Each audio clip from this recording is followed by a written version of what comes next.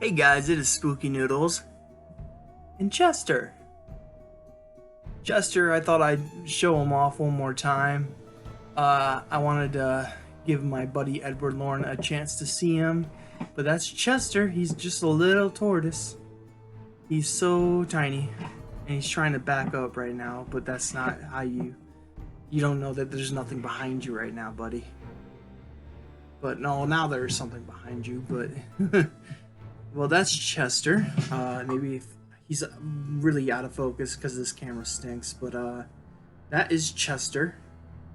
He is 2 years old, I believe. Just over 2 years. And he's probably got another 50 in him. So they live up to 50 years. At least this kind of tortoise does. Actually, it's like 25 to 50. So if he happens to, go kaput around 25, it's not abnormal. It doesn't make me a bad owner or anything. But this guy, I just fed him a watermelon, so he shouldn't be cranky. He shouldn't bite me. He's backing up. He's backing up like he's all nervous. He's like, no, I'd rather not. No, he's biting me anyways. Ouch. Ouch. Buddy, I am not fruit. Anyways, his chomps are gonna hurt when he gets bigger, and I see him going for more. I mean, it doesn't really hurt at all when he actually gets some skin. Like right now, I have worker's hands, so what he's trying to chomp is just like calluses. But he tried earlier to bite my finger, and I felt that. So, but it's like it hurts as much as maybe like a mosquito. But that is Chester. Look at him go. He is just chomping away at my finger. He's really, really good tortoise. Like, I'm the only one he bites, and I don't know why. I don't know what I did to this little guy, but I'm the only one that he bites. My sister will give him belly rubs, and he loves my sister. Like, I think every animal on this planet loves my sister, I swear. But, yeah, Chester here, he doesn't like me very much, as you can see from his chomping. But, he's a very, very good tortoise. He's probably saying, let me down, I don't want to be up here anymore. But, I thought I'd show him off. Again, that is Chester the tortoise. He's a good tortoise. He's a really good animal. I like him a lot. I had geckos, I had a garter snake at one point, but he's my favorite reptile I've ever owned, and he's probably going to be here for a long time, hopefully. So yeah, as long as I don't scare him into, not eating. But I don't think he's scared right now. I think he's getting used to me holding him. I gotta hold him more often. But yeah, that's Chester. I'm gonna put him back in his cage now.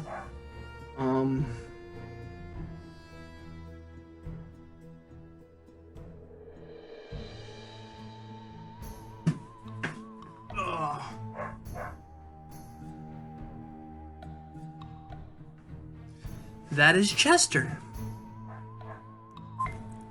Hey guys, I showed you Chester, and now I'm on to what I really wanted to talk about. Writing vlog. Yay! Haven't done a writing vlog in like forever. It feels like, and that's because I didn't really get any writing done. So I'm first gonna tell you what I did way back in the day, like a few days ago. Since my last writing vlog, I wrote a little bit in Space Waste, a little bit in Take Me From Here, but I didn't write a whole lot, maybe like 1,000 words combined for those two stories. But if you hear dogs in the background, I apologize. They're dogs.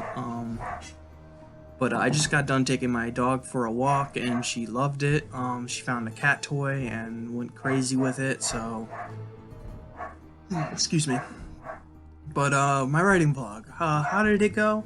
Yes, so since my last writing vlog, I wrote a little bit in Take Me From Here, which is the kidnapping story. Sorry, I got the burps.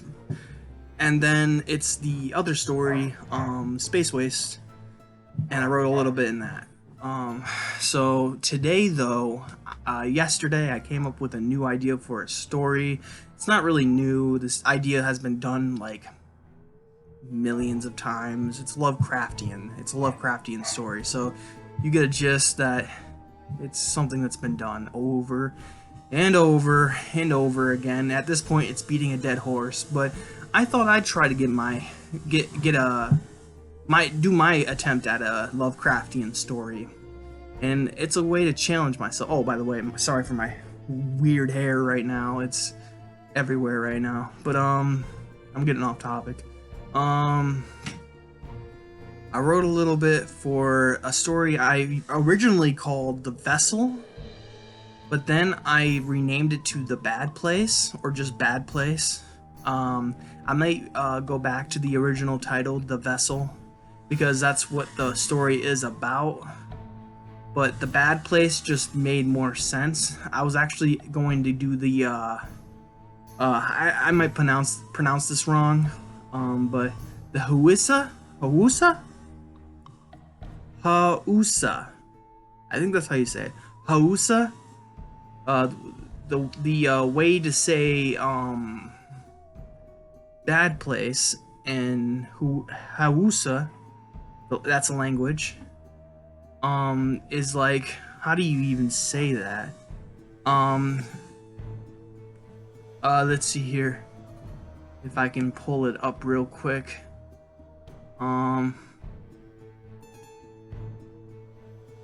Marakawa Wuri.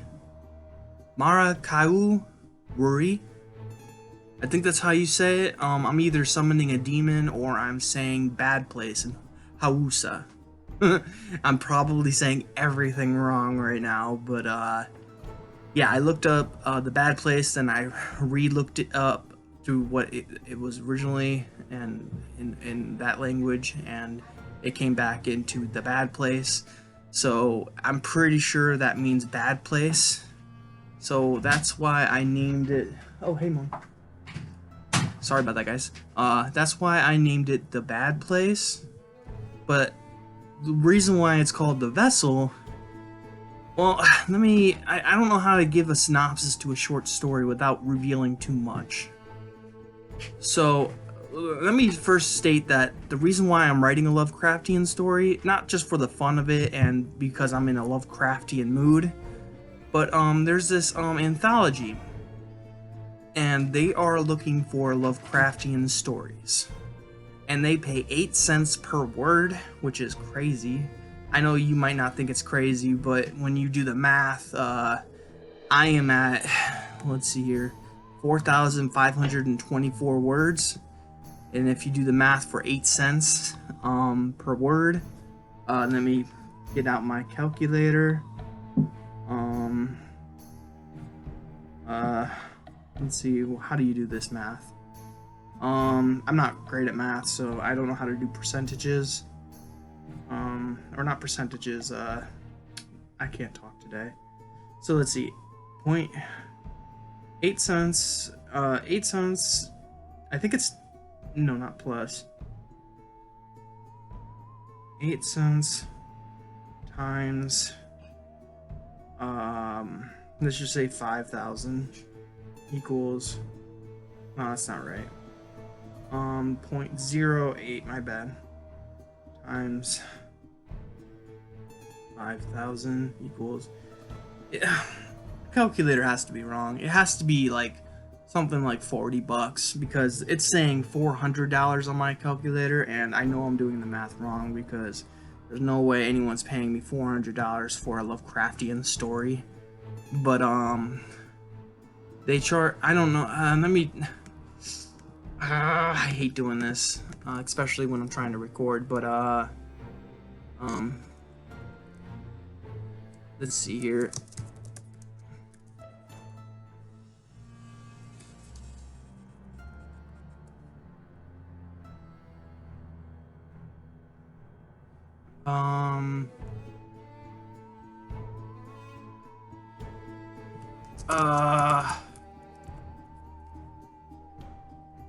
Yeah, it says $400, but I really highly doubt that they're gonna give me $400 for a story, so it must have like a pinnacle, like a not pinnacle. It must have a top, you know, like 8 cents per word till this quota is met or something like that. Then it's you know, I don't know. Like the most I've ever seen someone pay for a story is like $100. So seeing 8 cents per word is crazy, but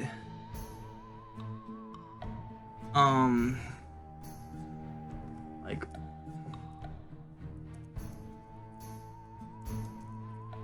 let's just raise it up to dimes and see.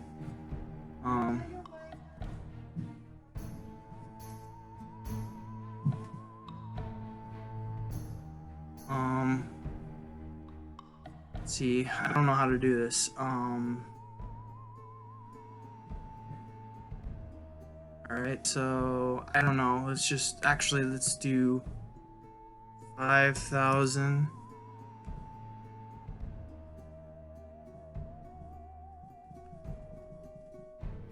So it says it has to. I don't know. I just, it's hard for me to believe that someone's going to pay $400 for a Lovecraftian story, and I'm going to top 5,000 words. I'm almost there, and I'm not done with the story yet. So, but I'm getting there. I'm thinking it will top around 6,500 words once I get done with the resolution. I'm not smart in any way. I'm trying to do stuff like I was thinking about reading no, that's the wrong book. It's the wrong book. I think this is the right book. Anna Vaughn gave me this. Perfect English Grammar. The indispensable guide to excellent writing and speaking. And I thought I'd give it a read soon. So I can learn more about writing, you know? I want to teach myself how to write, you know? But that's maybe another time. Right now I'm currently reading a book, and I'm learning from it because every once in a while there's a word I don't know, and I search it up on the internet, then I learn a new word. My pupils are kind of dilated today. Anyways, sorry, I'm a little ADHD, so I apologize. You guys know that though. I got a lot of problems. What am I trying to say? Oh yeah, but what I'm saying is yesterday I wrote 1,200 words, and today today I'm at 4,524 words, so you can do the math. Let's say, I'm just gonna guess an estimate. If I did 1,200 the other day, 12 minus 45 is 33, and then just put the 24, so 3,324 words I wrote today, which is a lot, in my opinion. I mean, maybe not in your opinion, but your opinion sucks. No, I'm just kidding. But there's like so many things I could name this story. You know, the vessel, the bad place, whatever that one saying it was, that I couldn't say. I mean, if I make it something that no one could say, then there might be a problem. Like, let's go and see how you actually pronounce this. You guys won't hear it, but I will. So let's go to this. Let's go to this.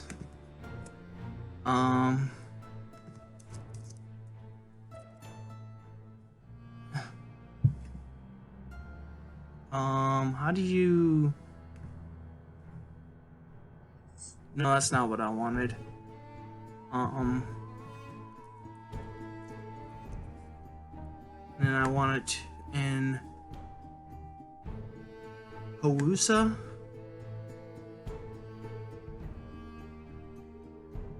And it has no way of it won't pronounce it for you. Wow, that sucks.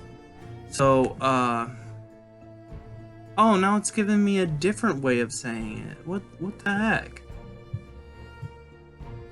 And now it's saying Ruri Mara Kawu.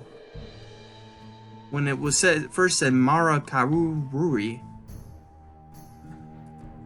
bad place in Huesa or Heusa.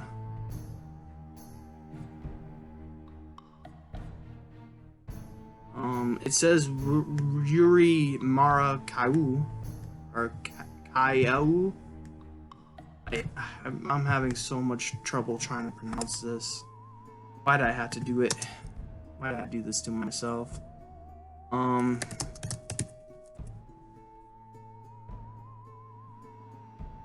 There's no, it won't pronounce it for me.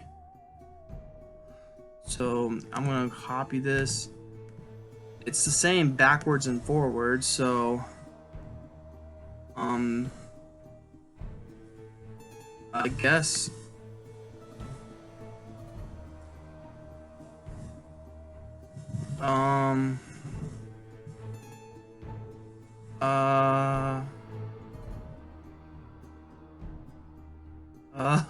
now I have to go fix something because I don't want to be wrong.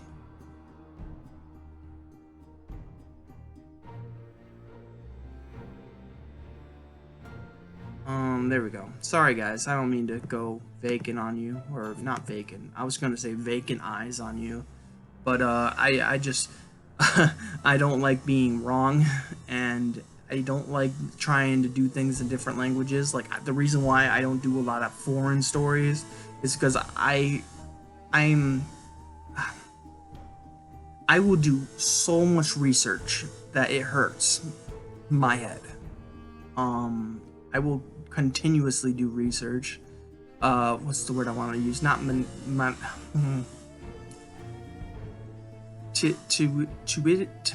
what's the word? I can't remember the word. Something tuitivus. The word's not there. It's like at the tip of my tongue, but I can't like remember it. Pertuitous. I'm so close, but I'm so close to the word I want. Gratuitous. You know what? I'm so close. I'm gonna look it up, and then I think I got enough.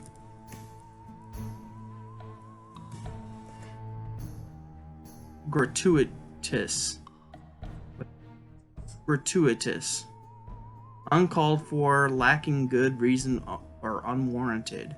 Given or done free of charge. Is that the way I want? Is that really the word I wanted to use? I forget why I was trying to even use that word. It probably was.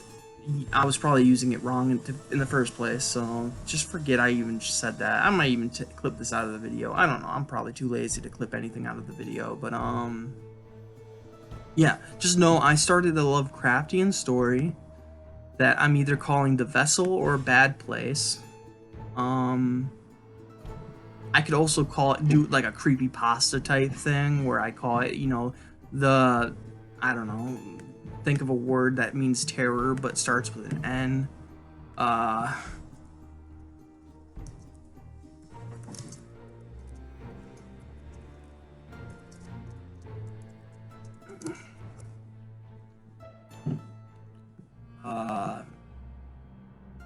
don't know, trepidation, that's a good word. It's a word I already knew though. Anyways, I could name it a lot of things, like the mystery of Niger, or the village, or I could name it after the village, which the village is called, I have to look for it real quick. I bring it up once and then it's not brought up again, so I'll probably wrap it up in the end, say my time at whatever the village is called, you know.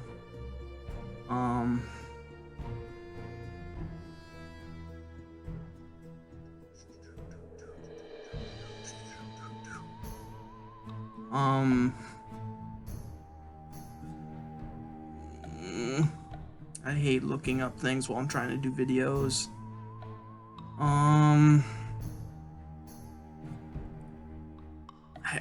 I think it's like Kwandu.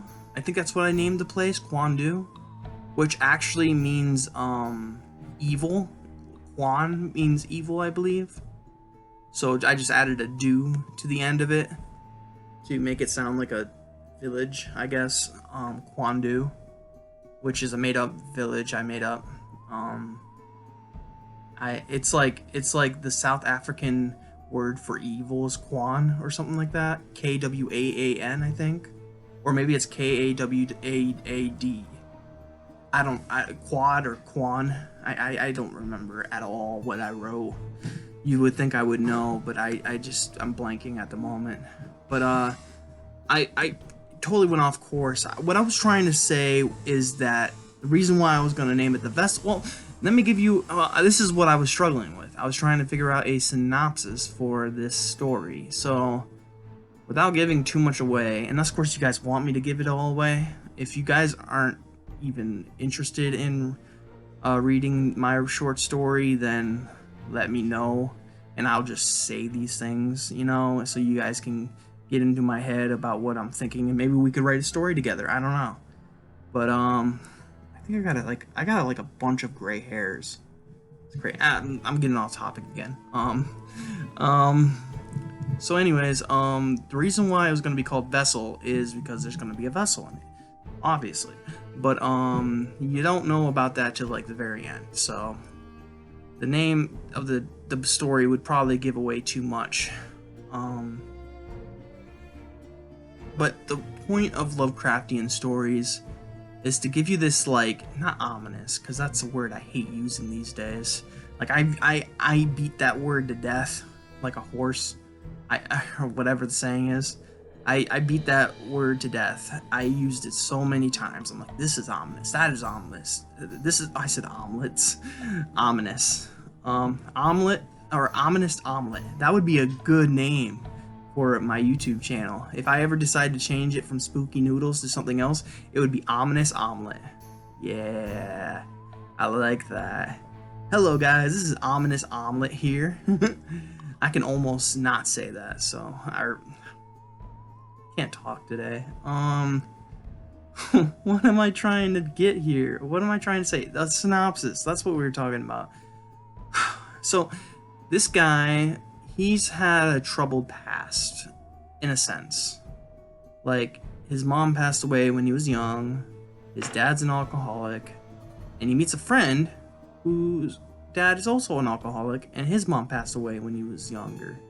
They died of different reasons. The narrator's mom died of cancer, and his friend's mom died of drug overdose, but they become friends because of this, because they're so similar in a lot of ways. Like, they have the same past and interests and all this other stuff, which I think I need to allude more to. I need to write more about their friendship, but that's something for the second draft. Right now I'm in the first draft, obviously. So he and his friend one night go drinking and driving. Well, not drinking and driving. They go in their basement, or he goes to the narrator goes to his friend's house, and they drink a lot. After he got beat up by his dad, he doesn't want to feel, so they drink a lot. And they drink all the beer in his dad's fridge, and Daryl, the friend, freaks out because they ran out of beer.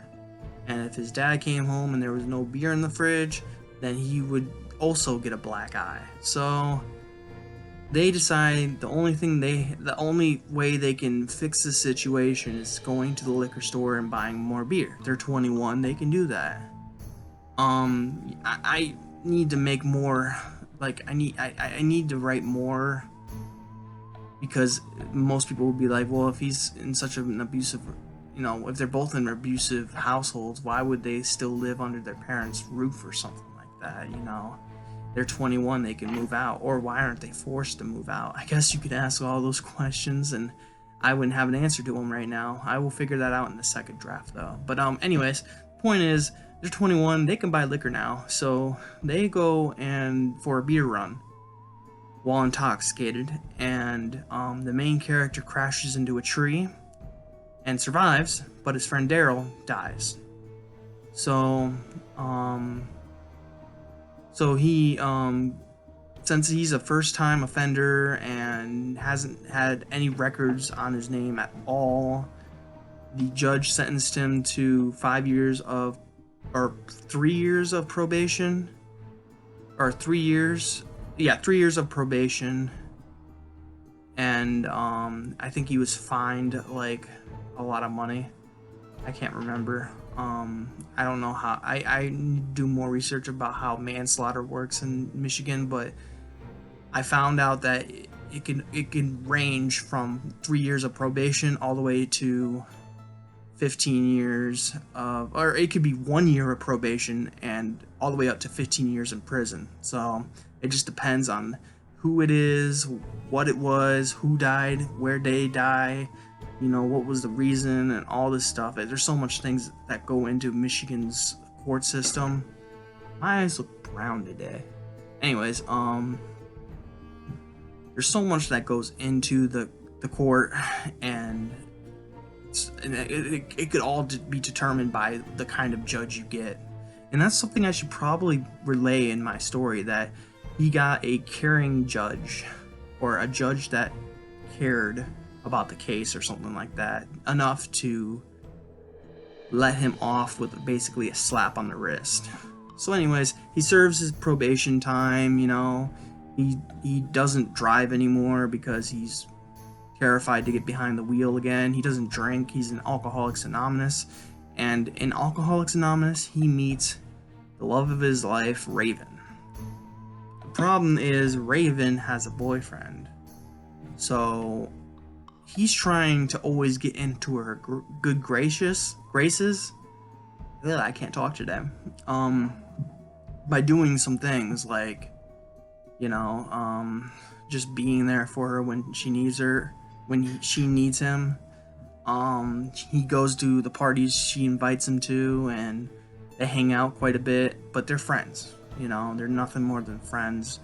And the guy she's dating is a very good guy. So and this is a lot of information just for a short story, so I apologize, but it is a short story. Anyways, the guy,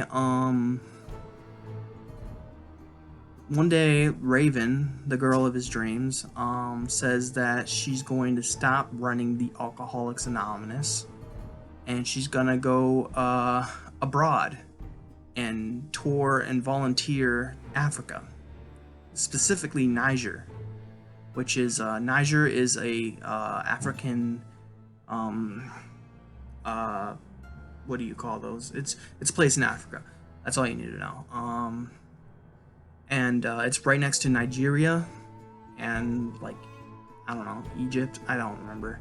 I'm not good at geographics or whatever. I'm not geographically smart. The words are not coming to me today, but the ideas are coming to me, but the words are not coming to me today. I need one of those days where I can come up and just write my idea down, and then, like, in the second draft, all I have is words, you know, and then I can just fill out the empty spaces with good words, you know. I wish I had those days, but I never have, like, days where all I think about is just words, you know. I wish I had a thesaurus around me. I don't know where I put my thesaurus, but to have a thesaurus on you at all times when you're writing is like I don't want to say a blessing, but it's something you need. It's like, yeah, you need it, because every once in a while you're like, I used the word, I don't know, I used the word frivolous too much. Let's look up a word that is like frivolous, and then you find like 6 words and you choose one, you know. Like, I wrote the word village like about 6 times, so in that, when I go through the rough draft, I'm going to take village and turn it into, like, maybe, like, I don't know what, I can find a word that is like village, but like town and stuff like that. I'm just saying, when I'm better with words, I'm gonna go through it with my second draft and fill in the blanks, you know. But that was besides the point, I think. The synopsis. I'm so sorry, guys. I'm all over the place. The synopsis. Where did I leave off? She says she's quitting Alcoholics Anonymous she's gonna stop running it, which she's the one that runs it, and someone's gonna take over for her. I don't think I wrote that in the story, but I should probably write that in the story. I mean, that makes sense to mention that, but I didn't do it. Maybe it's unneeded information, and I'm just thinking about it now because I'm trying to think of it from a reader's point of view. They're gonna be like, "That's an error. That's an error. Why wouldn't he do this?" and stuff like that. That's why I'm trying to think that way too when I'm writing. But that's all stuff that you catch in the second draft, really. So, she's going to go to Africa, like I said, abroad, and she's gonna tour Niger to help people in need. And she says, basically like, come with me, I would love a friend there with me, and then she goes on to say, like, this is your chance to make up with God and stuff like that. That is like something I really didn't want to write into my story, but I feel like it's an important thing because the characters in my story are religious, and this is a religious group of people. But it makes sense in the end when their minds are absolutely shattered. They become more I don't want to say atheistic, but maybe agnostic. I can't think of the word at the moment, but they become more inclined to believe in different things. Just because they've seen reality, through a different lens. But I'll get to that in a second. They go to Africa, and they're giving out water, which is what their goal is. They're bringing water to villages in need, and their first stop is at a place called Quando, which I know it sounds like taekwondo, but Quando, the Quan means evil in I don't remember what language. I just typed in South African word for evil, and then Kwan came up. Kwaan. I'm probably saying that really wrong, but it's okay. I'm sure there's going to be someone in the comments correcting every single thing that I write, so I mean, I don't really get that many comments. There probably won't be, but there could, and there will be someone in the comments one day. It might be a while till someone gets into my comments and says it, but I'm saying everything wrong, I know it. But he goes to this place, and the village is in shambles. The huts are destroyed, the people are emaciated and dehydrated, and it's like they haven't gotten rations from the other groups at all.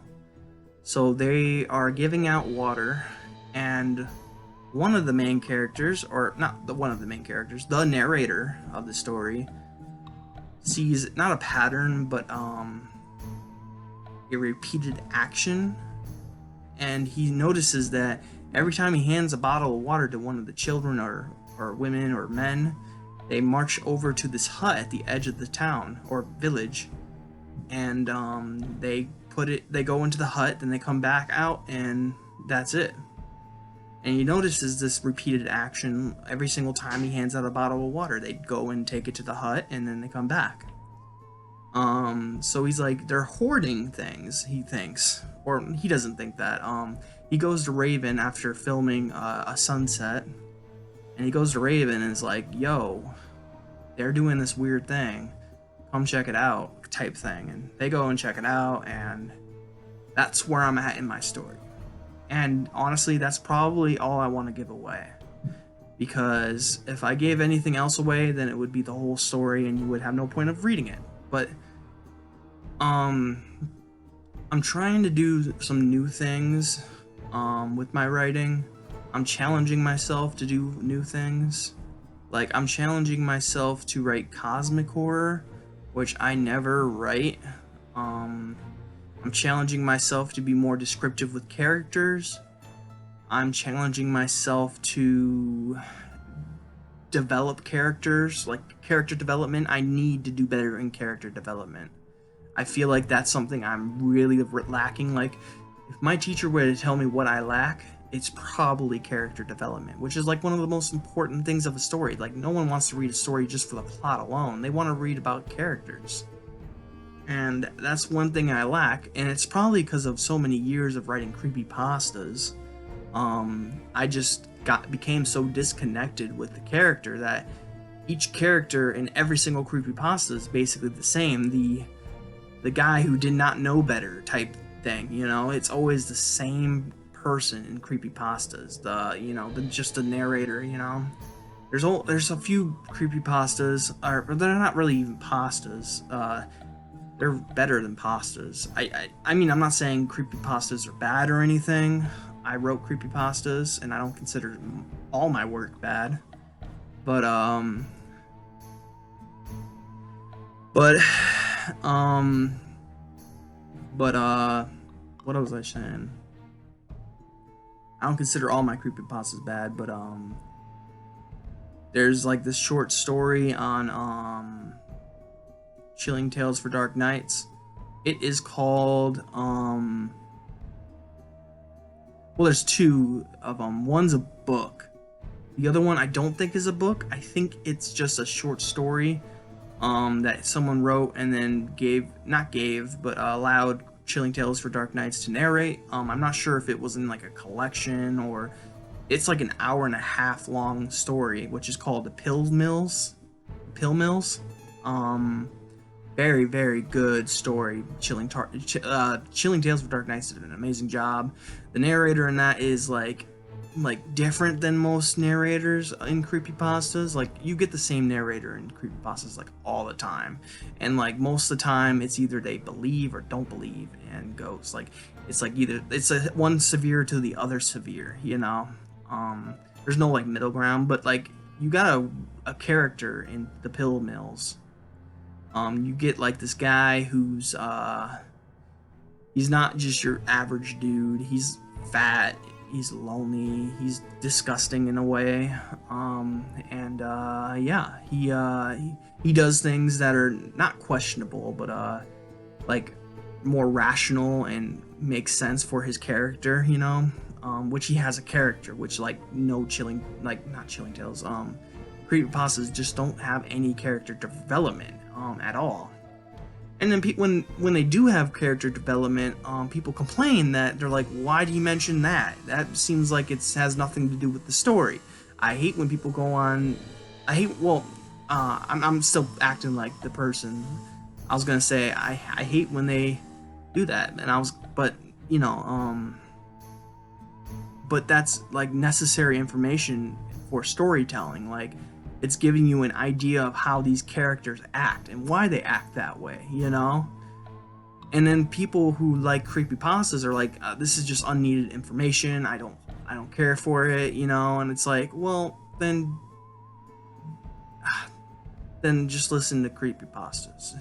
Don't bother reading a book because you're going to find that there's a lot of unnecessary information. But in the end, do you really want to read a book that goes, I went to a cave, a monster showed up, I ran away, my friend died, but I survived? It's like if you pulled out all that useless information, it would just become so dry, and it would be just like every other story. I see so many people fear putting, like, not see, but like every time I read a story, it's like, man, I wish they would have, like, not character development, but just I wish that there was more. And that's what I think my problem is I've used to write so many creepypastas that it became the same cycle of type of story, you know.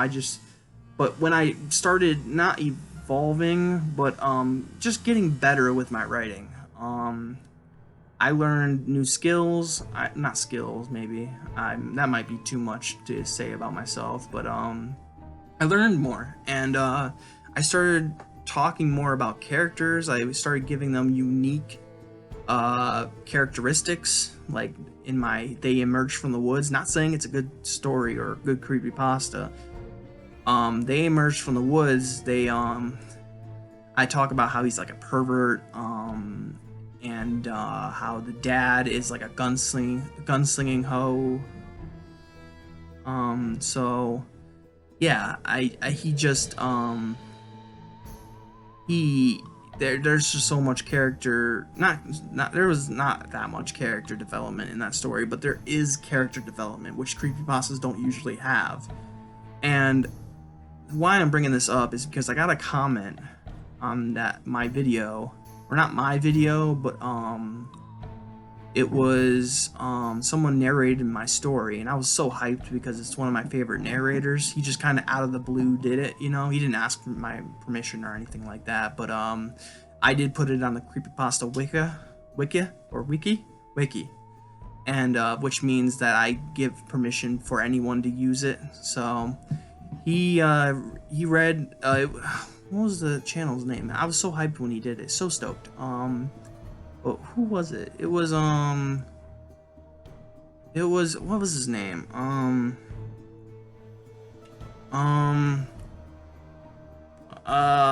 Shoot, let me look it up real quick. It's gonna be at the tip of my tongue. Creepy Ghost Stories. That's his channel. Creepy Ghost Stories. It's just what he does. He reads creepy ghost stories, and that's why his channel's named that.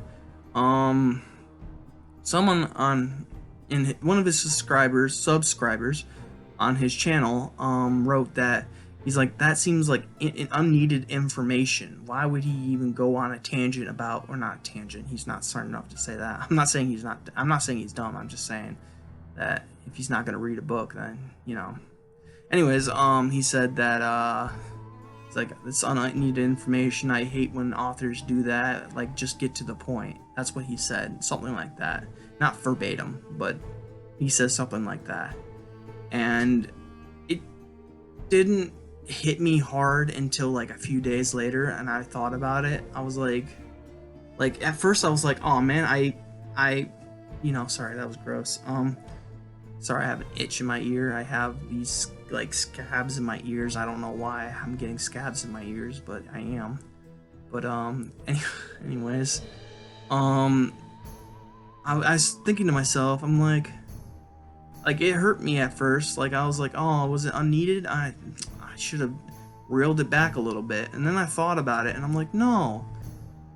I was thinking about like Stephen King's writing when he wrote Cujo, which I need to finish, by the way. I've got like 200 pages into Cujo, and I was really digging it, and then I stopped for some reason.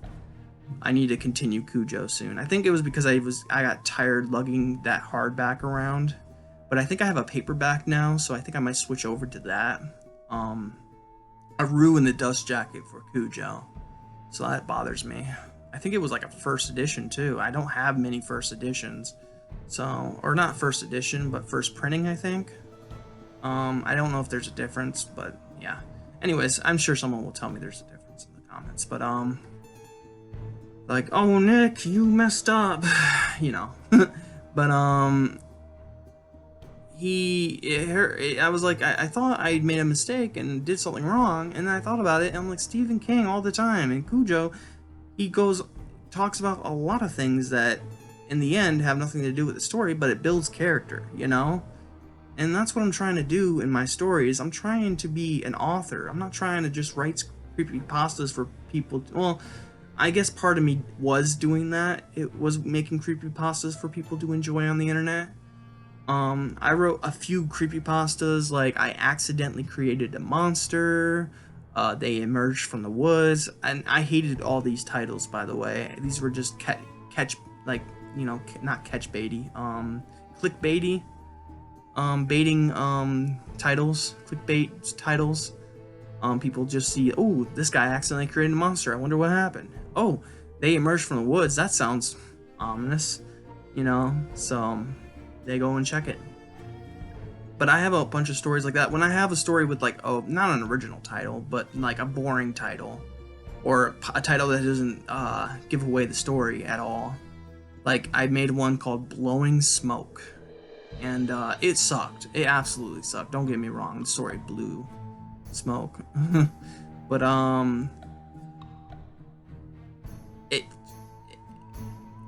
it just sucked, and I forgot why I brought it up. Oh, I brought it up because the name just, it's just a simple name, and no one liked it, so it was stupid. It was really quick too. I was trying to write a quick story. I was trying to do that. I was like, I have an idea. I'll just really quickly jot it down, and I jotted it down. And I'm like, screw it, let's just post it.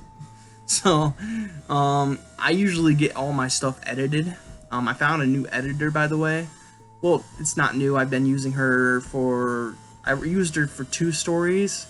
I used her for Trunk or Treat, and I used her for Morbidio, which you haven't seen Morbidio yet, but Morbidio is my attempt at a David Cronenberg type story. I think it's pretty good, actually. It's got that John Carpenter They Live feel to it, which I did not take my idea from John Carpenter. I literally I never heard of They Live by John Carpenter. Never seen a trailer about it. Never even heard the famous line, "I'm here to chew bubblegum and kick ass, and I'm all out of bubblegum." Like, I never heard of that. So I made a story that actually resembles They Live by John Carpenter, or directed and maybe written. I don't know. Maybe by him, but it was definitely directed by John Carpenter. It's just like They Live by directed by John Carpenter. It's like really scary how similar it is. It's like some people like, and that's based on a short story too, which is really quick short story, but then they not evaluate. They just grew off that idea and created something different.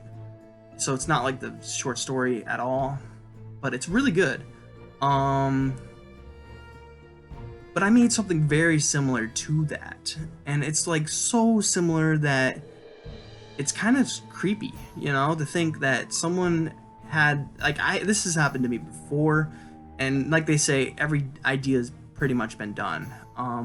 It takes a lot of creativity to come up with new ideas. Like, I think people who can come up with new story ideas are like geniuses, but basically everything's been done. And if you want to say, at the core of every story, the skeleton is the same.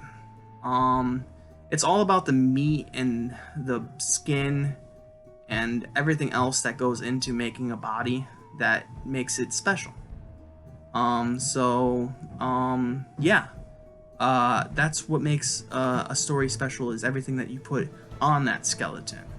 Even though, I don't know why I'm even talking about this, but I've been on a tangent lately, but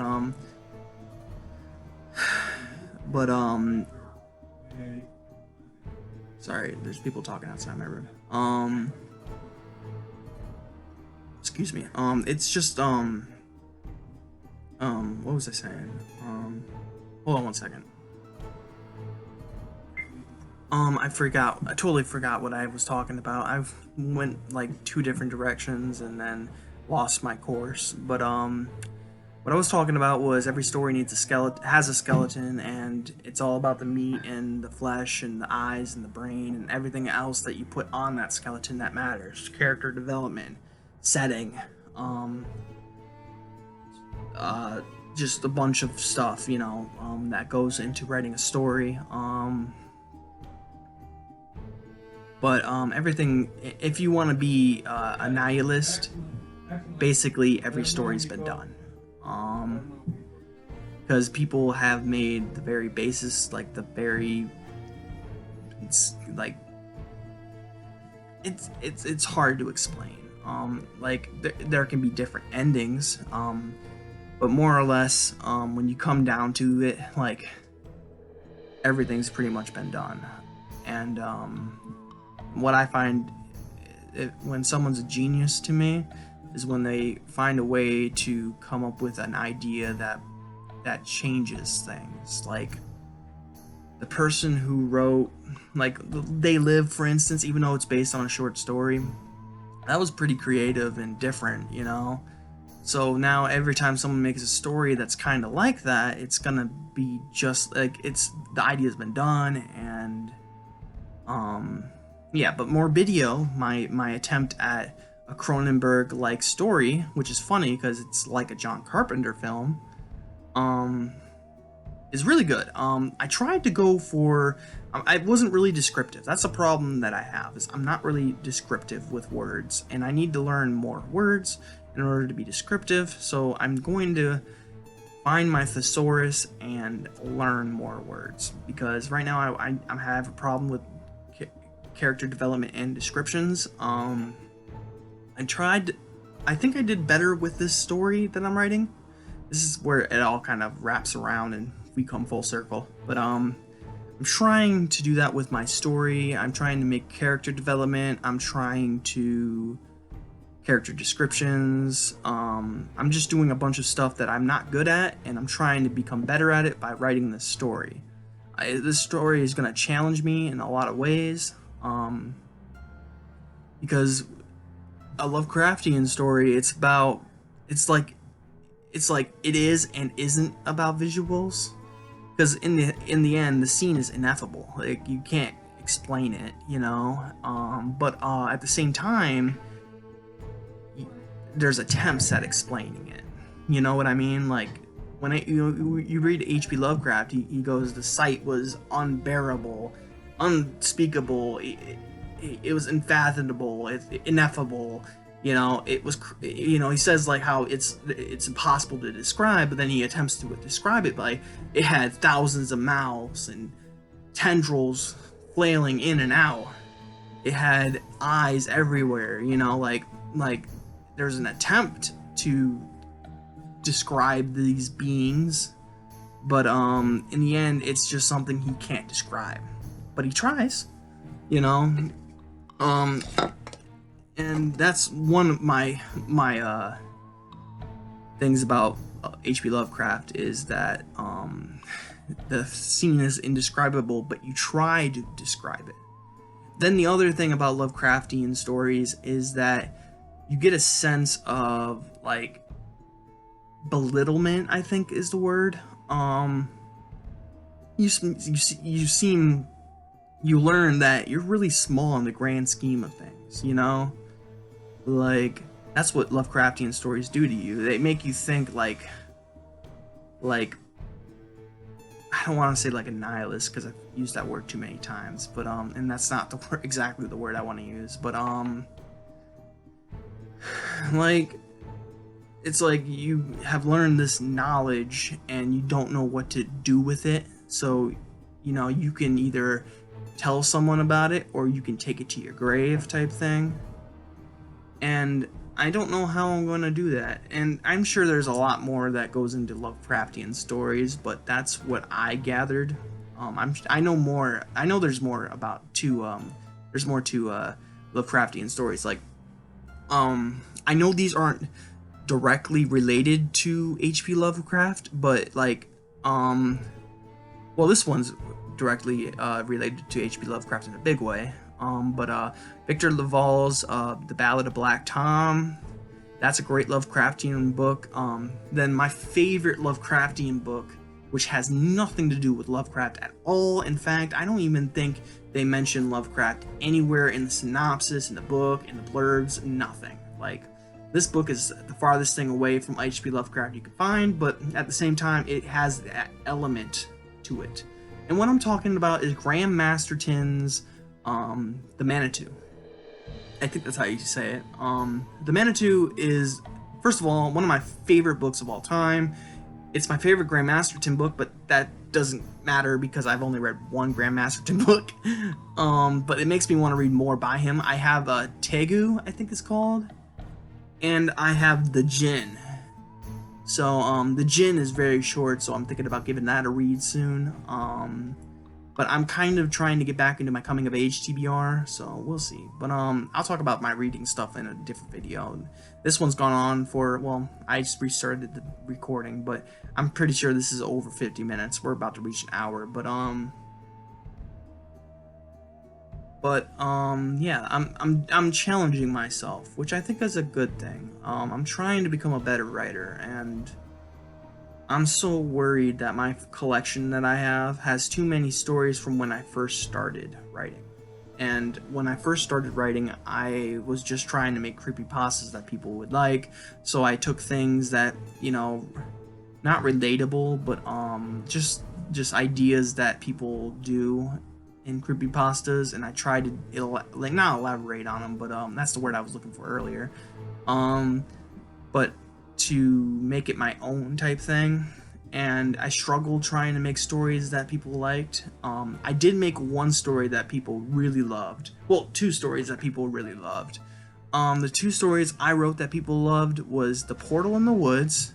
People dug that story. People wanted to record it. I got like 3 people asking to record it, then like a dozen people just did it. Like they just recorded it on their own accord, which is cool. I would love more people to record my stories. I just wish I knew that they exist, type thing, Like I would not say no to someone recording my story, but at the same time, I would like to know that it exists. People loved The Portal in the Woods. This one didn't really get a recording, but I heard Santa Claus on the Roof, but I don't think it was Santa. Is that what it was called? I heard Santa on the Roof, but I don't think it was Santa, or something like that. I heard something on the roof, and I don't think it was Santa. That's what it was. And it was a simple story, a simple Krampus story. I didn't mention Krampus at all. Even my description of Krampus was not Krampusy. Like if you look up a picture of Krampus, you can tell what he looks like. I made my own type of Krampus, but everyone knew it was Krampus. Like you reference Christmas at all, and people will think it's Krampus, even if it's not Krampus. But for me, it was Krampus, and I'll tell you how that story goes. So basically, I could maybe I'll link you guys, if I'm not lazy, I'll link you guys to the Reddit post that the story is on. It got like 400 upvotes, so people liked it. It might be less than 400 upvotes, but I'm just guessing. They locked it, so no one can upvote it anymore. So it's wherever it upvoted, that's what it's at. So it's probably like 346 or something like that. I don't know. I'm just guessing. I'll look it up after this. Maybe I'll even link it in the description, but or in the comments. I don't know. I'll figure it out. But basically the story is Dad wakes up, goes downstairs, sees his son, and goes, "Hey son, what are you doing?" He goes, "Talking to Santa." And he's talking to the chimney. And he goes, "Oh, what's he saying?" He's like, says, something about, something weird. I forget what he says. And the next thing the kid gets absorbed, or not absorbed, but like a long arm comes down and grabs the kid's ankle and pulls him through the chimney.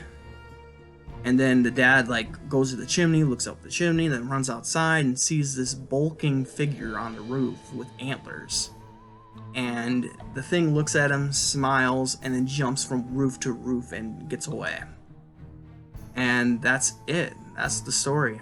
I could totally elaborate on it and actually make something out of that story, but I just don't feel like doing it. I don't like Christmas stories. I just thought I'd try to make one because I really wanted people to record my stories, but I released it at the wrong time. I released it 2 days before Christmas, so no one had an opportunity to actually record it, but it did get around 400 upvotes, so people did like the story.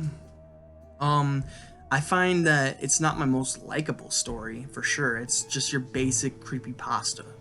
It's very basic, and that's why people liked it, is because it's a very basic creepypasta with a very clickbaity title that gives everything away, So, it's not...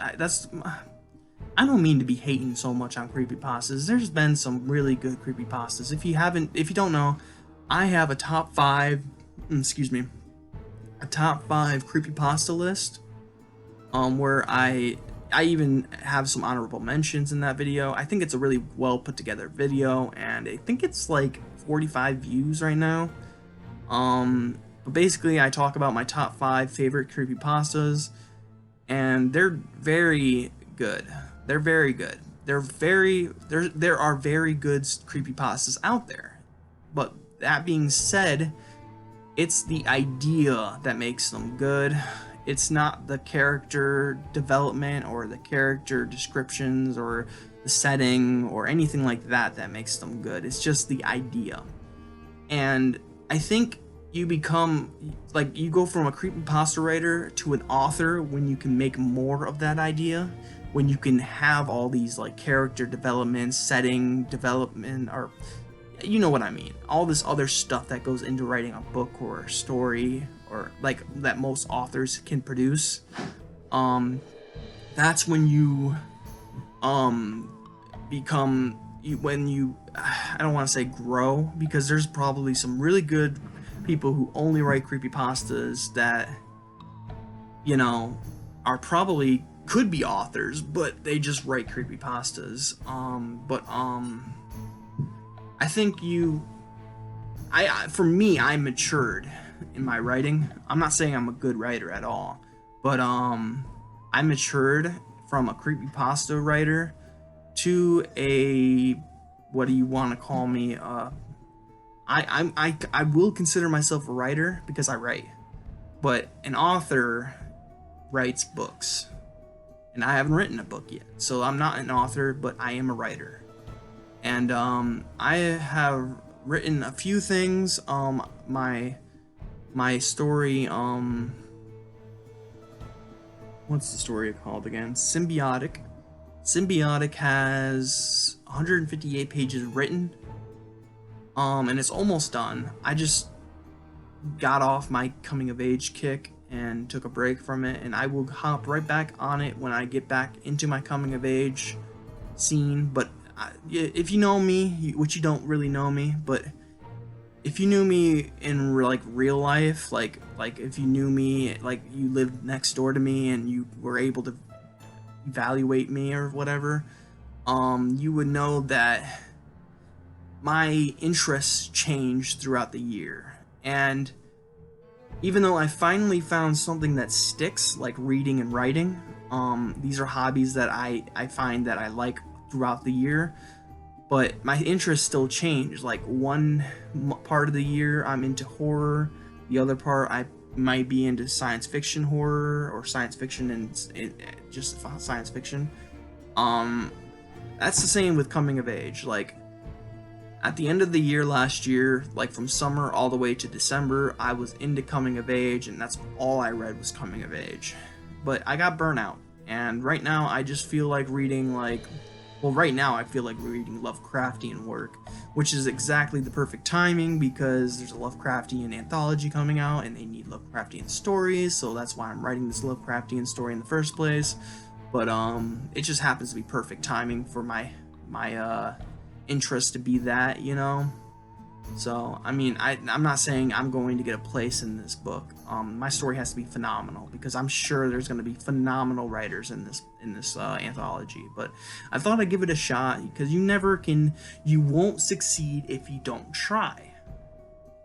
And I'm sure there's there's probably a quote that has to do with success like that. If first you don't succeed, come here and smoke some weed, is what I heard Dr. Dre say. So I don't know why I just said that.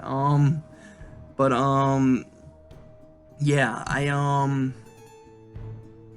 wow, I really don't want to edit this video. It's gonna be so long. So much time. I'm probably not gonna edit this video, I'm gonna be honest. So anyone who is brave enough to watch all the way up to this point, I salute you. You are the real one. You are a loyal subscriber, and I am thankful for your review. Anyone who clicked this and then realized it's over an hour long and then clicked off, I understand completely. No one wants to hear this white dude talk about, you know, what he likes and what he doesn't like in stories. I don't even know why it came to this. All I was going to tell you was I wrote a little bit. and then I wrote a lot. That's all I was gonna tell you guys, and now I'm going on a tangent about creepypastas. So, but basically, why I brought creepypastas up is I think I matured from creepypasta writing to writing, and like creepypastas are just the skeleton, and it's just an idea. But if you take that idea, you can make something more out of it. Like, that's what writers do, or authors. They will take those ideas and they will make something out of them. Like, they'll make characters that are good, or great, characters that that will stick with you, settings that will stick. Sometimes settings will stick with you. They don't always have to. Like, settings aren't always the force that drives the story, but I've read stories with like no setting. Like, the setting was, it was summer, you know, and that's it. Like, the whole book, they just talk about, you know, they just build up characters and they barely talk about the setting at all. I mean, they every once in a while, like, oh, now they're at this person's house, but they don't like describe the wallpaper and the rug and the couch and what television they have. Like, they don't go into that great of depth, you know. They just say they went to this person's house and that was it, you know. Like, from my understanding, settings aren't as important as character development.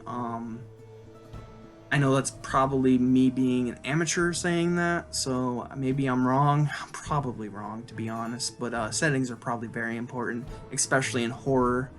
It will, I mean, it is, but in my point of view, I mean, I'm not the best to even say this, but I understand that people stay for all that stuff. If you have a good idea, just I wish people with these great ideas wouldn't waste them on creepypastas. Like, I wish they could make stories and novellas or novels. I don't know why I said it like that, but yeah, like, I took my ideas and now I'm trying to write full, blunt stories out of them. I'm sure that I didn't use the right word there, but like, symbiotic. I had an idea that, what if, like, my idea was like, basically like, what if it was two things. I was like, I recently got finished reading like Christine at the time, and I still had like remnants of Carrie still in my mind because I watched the movie Carrie or something like that, and then I finished the audiobook for Christine. So I was getting this feeling like what if you combine Christine and Carrie? Like, what if the guy's friend in Christine had the powers of Carrie? Or what if Carrie had a friend? So that's where my idea kind of blossomed for symbiotic.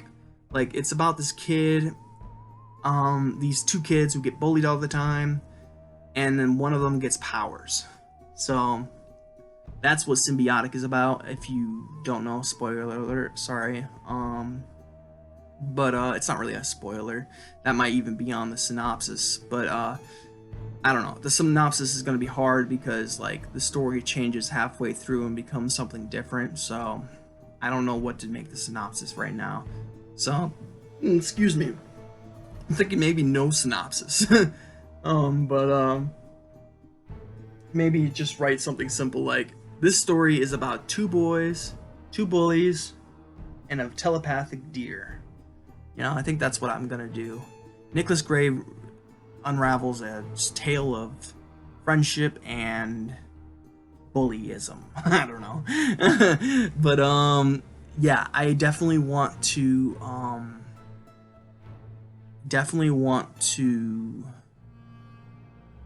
take my ideas and make something more of them. I just see so many creepypasta narrators like wasting their time or ideas and not making more out of them. Like, it's like one thing to make this idea, but there's another thing to make it a, like, not reality, but just something more, you know?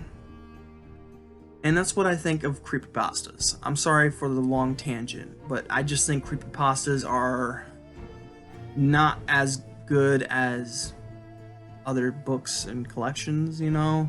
like like the reason why I'm so scared about my collection, I think I said this really long ago and then I never got around to actually saying this, but the reason why I'm afraid for my collection that's coming out in the summer is that a lot of them started off as creepypastas. I went back and tried to make more of some of the stories. Like, I know they're not great. I know they're not. There's gonna be bad stories, but I'm hoping there's enough good ones to make up for the bad ones. I'm gonna see what my editor's editing it right now. I don't know how far she is, but she's saying it's not that bad this time, which makes sense because a lot of it has already been edited, you know? So I can't imagine how much more needs to be edited, but I want to make sure I give my audience a well-written book, you know? I don't want to give them a half-assed project. And so that's why I'm putting so much money and so much time into my collection, which is called Gray Matter. It's going to be coming out in the summer. I haven't made it a purchasable item yet, but because I haven't, it's not even in formatting stage yet. It's just in editing, and then once it's done once it's done being edited, I don't know how to say it. I don't know. I can't choose which way to say it, so I'm just gonna say all three. What was I gonna say? I'm gonna release it in the summer, and once it's done edited, I'm going to pay for formatting, and then once it's formatted, I'm going to get the wraparound, and once I get the wraparound, I will figure out. My good friend Jeff, he's probably going to help me out with this, but or I'll just use YouTube for help, but I'm gonna load it onto Amazon and I'm going to make it available for purchase. I'm hoping in the next 3 months, you know. So what is it? It is like what, March? Yeah. So I don't know why I forgot the month, but so I want to release it in like the end of June or the beginning of July, like on my birthday. So we have, like I said, enough time to get all this done. I'm gonna get the formatting done, which is $50, and then I'm gonna get the wraparound, which is $25. So, sorry for the voice crack right there.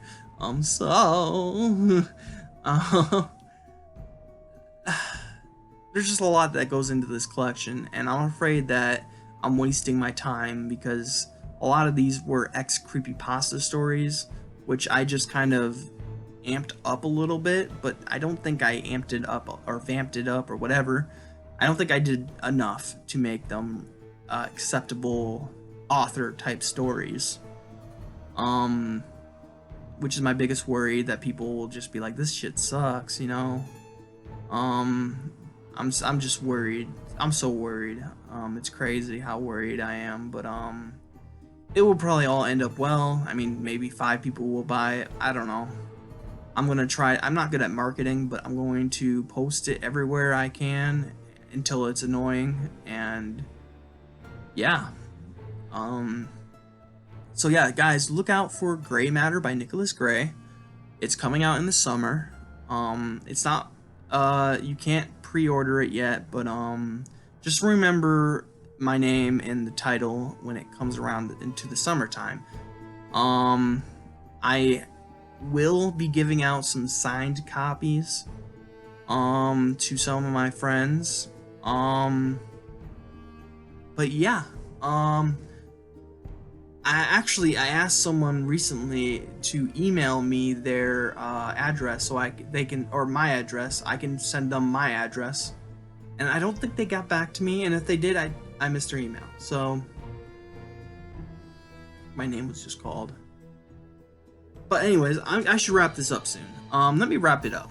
I just want to say I'm sorry for the tangent, and if there's any questions, I will answer it in the next video. But that's how I feel about creepypastas. Those are how my stories are going, and yada yada yada. That's my thoughts on everything. I'm an amateur, so I'm still learning, so forgive me. Forgive me. That's all I have to say. Pray for me, guys. But I hope you guys have a good day. I hope you have a spooky night. Catch you in the next video. Peace out, guys.